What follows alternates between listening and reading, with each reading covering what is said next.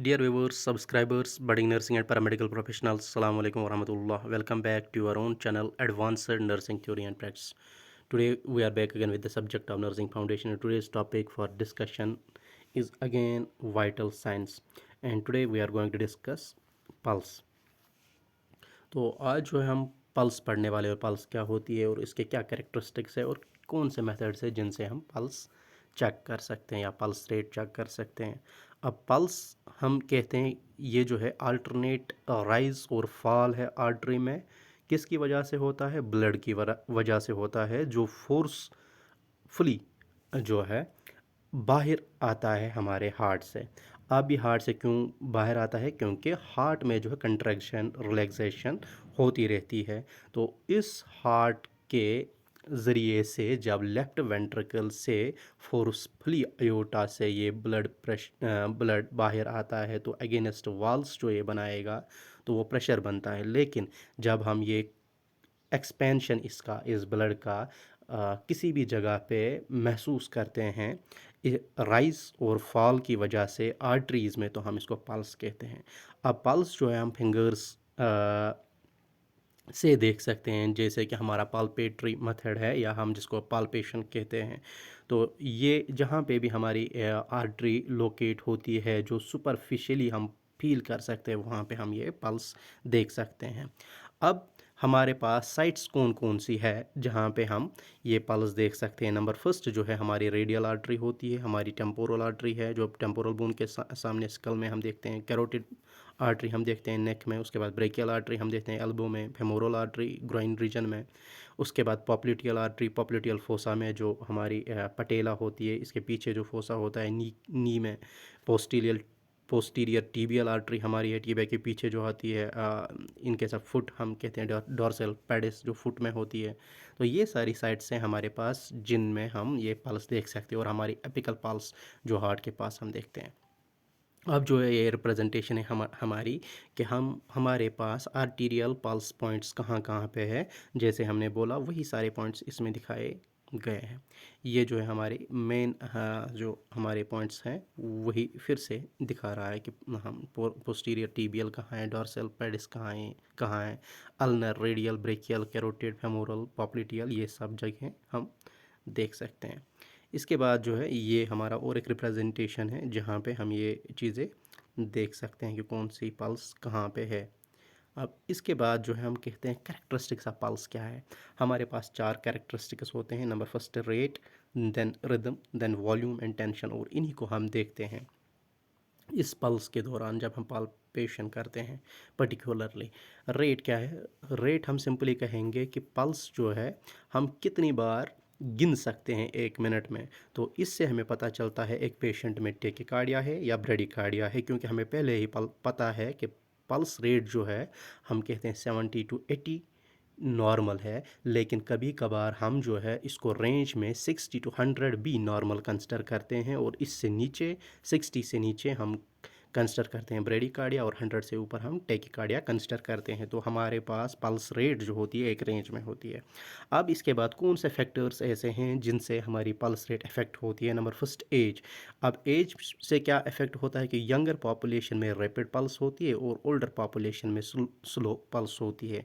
या हम कहेंगे जैसे फीटसेस हैं या एट बर्थ है, हम देख पाते हैं कि 130 to 150 बीट्स पर मिनट एक दिल जो है धड़कता है, बीट्स सुनाई देती है। और एडल्ट्स में हम यही 60 to 100 देख सकते हैं या 70 to 180 देख सकते हैं।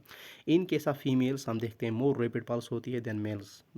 देन फिजिक, अगर शॉर्ट पर्सन होगा विद स्मॉल बॉडी बिल्ड, उनमें जो है स्लाइटली मोर रैपिड पल्स होती है than heavy and tall individuals. अब इसके बाद एक्सरसाइज, जैसे हमें पता है जो ही एक्सरसाइज या चलने हम लगते हैं, वॉक करने लगते हैं, तो हमारी एक्टिविटी जो है बॉडी की वो इंक्रीज़ होती है। सिमिलरली पल्स रेट भी इंक्रीज़ होती है। पोस्चर में क्या हम देखते हैं कि पल्स रेट जो है हाई होती है जब बॉडी स्टैंडिंग पोजिशन में हो, क्योंकि हमें बॉडी के हर एक अज़ा में, हर एक पार्ट में इक्वल क्या चाहिए? ब्लड चाहिए। तो उसको फोर्स करने के लिए, रिच वहाँ पे पहुँचने के लिए हमें पल्स रेट जो है इंक्रीज़ होती रहती है। तो यहाँ पे अगर लाइंग डाउन पोजीशन होगी या सिटिंग पोजीशन होगी तो यहाँ पे जो है पल्स रेट हम इस वाली कंडीशन में कम देखते हैं। इमोशंस में अब स्ट्रॉन्ग इमोशंस होगी, से फॉर एग्जांपल कोई खतरा हमें दिखा, fight flight and fright response जब हम देते हैं तो पल्स रेट इवेंचुअली इंक्रीज़ हो जाती है। अब इसके बाद एप्लीकेशन ऑफ हीट।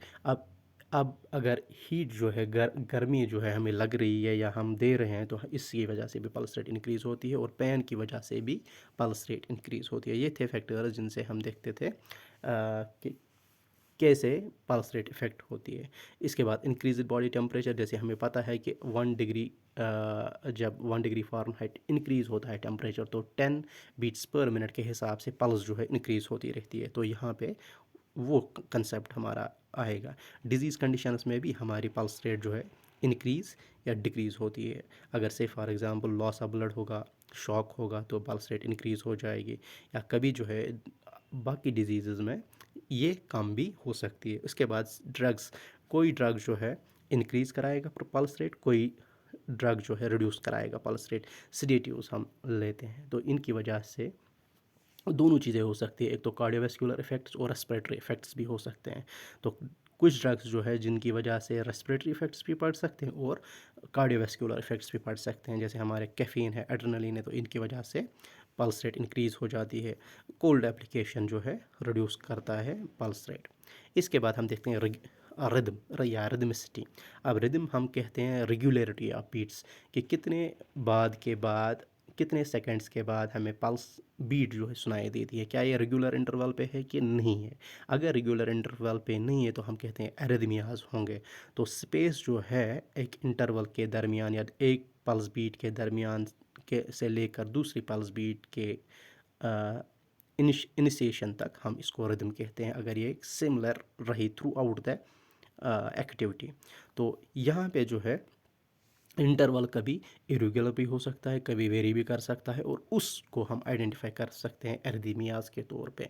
अब जो है, अब हम क्या देखते हैं, अगर से फॉर एग्ज़ाम्पल रिदम अब ठीक नहीं है तो हम एरिथमियाज देख सकते हैं, जो जो हमें इंडिकेट कराता है कि नॉर्मल रिदम नहीं है एक पल्स में। उसके बाद इंटरमिटेंट पल्स हम कहते हैं, जिसमें एक बीट जो है मिस हो जाएगी at regular intervals of time, यानी कि दो तीन जब 2-3 बीट्स आएगी, उसके बाद एक बीट मिस हो जाएगी किसी पर्टिकुलर टाइम लिमिट के लिए, उसके बाद फिर से वही सेम सिस्टम चलता जाएगा। इसके बाद आर्टीरियल फिब्रिलेशन, इसमें क्या होता है, रैपिड कंट्रैक्शन होती है एट्रियम की, जिसकी वजह से रेगुलर रिदम आ जाती है। उसके बाद वेंट्रिकुलर फिब्रिलेशन हो सकती है, रैपिड ट्विचिंग ऑफ आर्टिकल्स, जिससे क्विकनेस जो है हमें दिखाई देगी ईसीजी लीड्स में, कि यहाँ पे जो है फिब्रिलेशन जल्दी जल्दी पल्स जो है या हम कहेंगे जो इलेक्ट्रोकार्डियोग्राम जो है उसमें वो चेंजेस दिखाई देगी। अब इसके बाद हमारे पास साइनस एरिथमियाज है। इसके बाद हम क्या कहते हैं, अब यहाँ पे हम पल्स रेट देखते हैं, इंस्पिरेशन के दौरान ये ज़्यादा हो जाती है पल्स रेट, और एक्सपिरेशन के दौरान जो है ये कम हो जाती है। इसके बाद डायकोरेटिक पल्स हमारे पास है।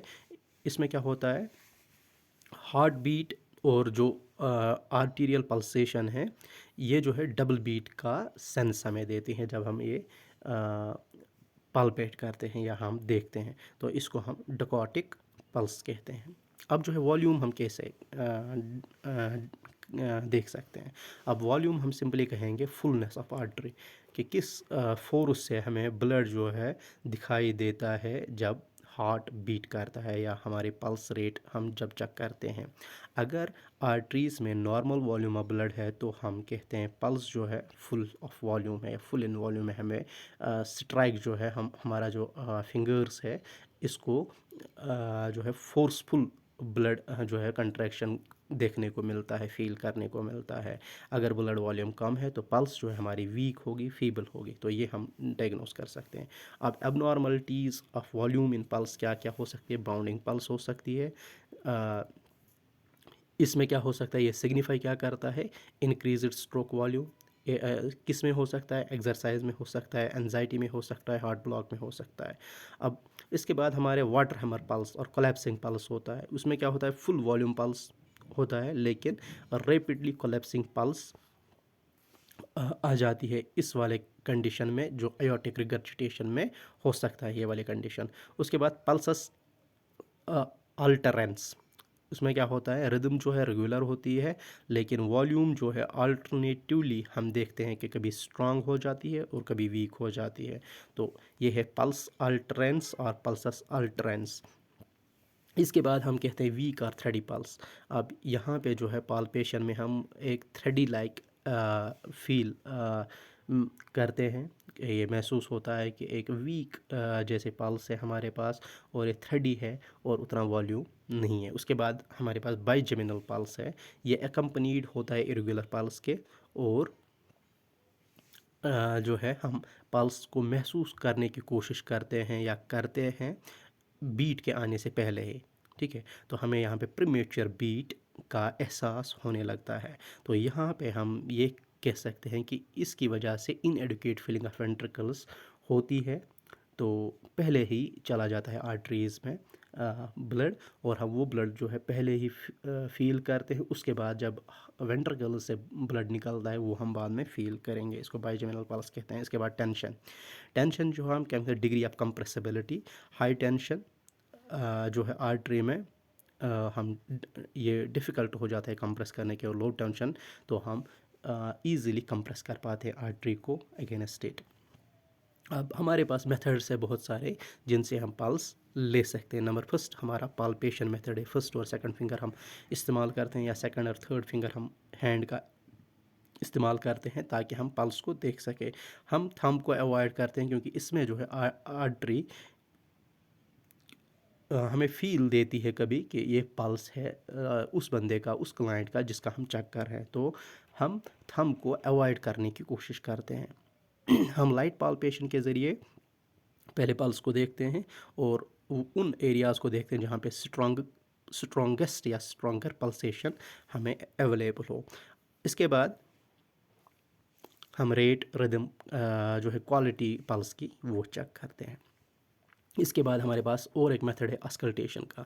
अब ऑस्कल्टेशन में हम स्टेथोस्कोप लेते हैं, डायफ्राम या बेल की तरफ हम लिख सकते हैं। बेल हम particularly in foetal heart rate check करने के लिए लेते हैं, और डायफ्राम हम सिंपली एपिकल पल्स या एपेक्स ऑफ हार्ट के पास रखते हैं on the chest and we can check this apical pulse through auscultation method. और एक मेथड है हमारे पास सिंपली पल्स ऑक्सीमीटर, जहाँ पे हम पल्स ऑक्सीमीटर लगाते हैं फिंगर पे या ईयर लोब पे या जहाँ पे भी हमारा कन्वीनियंट हो प्लेस हो। तो उससे हम तीन चीज़ें देखते हैं। नंबर फर्स्ट पल्स, उसके बाद रेस्पिरेशन और सेचुरेशन हम इससे देख सकते हैं। तो मेन हमारे पास दो चीज़ें हैं जो हम इस पल्स ऑक्सीमीटर से देख सकते हैं, पल्स और सेचुरेशन। तो ये था हमारा आज का टॉपिक, जिसमें हमने देखा कि पल्स में हम क्या क्या कैरेक्टरिस्टिक देते हैं और कौन से मेथड्स हैं जिनसे हम ये देखते हैं। Thank you very much. तो आपको आज का टॉपिक कैसा लगा, इसको आप शेयर कर सकते हैं, लाइक कर सकते हैं, सब्सक्राइब कर सकते हैं चैनल, और अपने सजेशंस हम तक पहुंचा सकते हैं नीचे दिए गए हुए मेल्स पे। Thank you very much.